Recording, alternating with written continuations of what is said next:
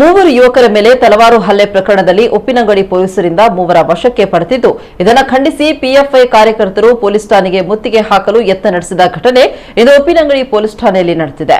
ಸ್ಥಳದಲ್ಲಿ ಬಿಗುವಿನ ವಾತಾವರಣ ಉಂಟಾಗಿದ್ದು, ಪಿಎಫ್ಐ ಕಾರ್ಯಕರ್ತರನ್ನ ಪೊಲೀಸರು ಚದುರಿಸಿದ್ದಾರೆ.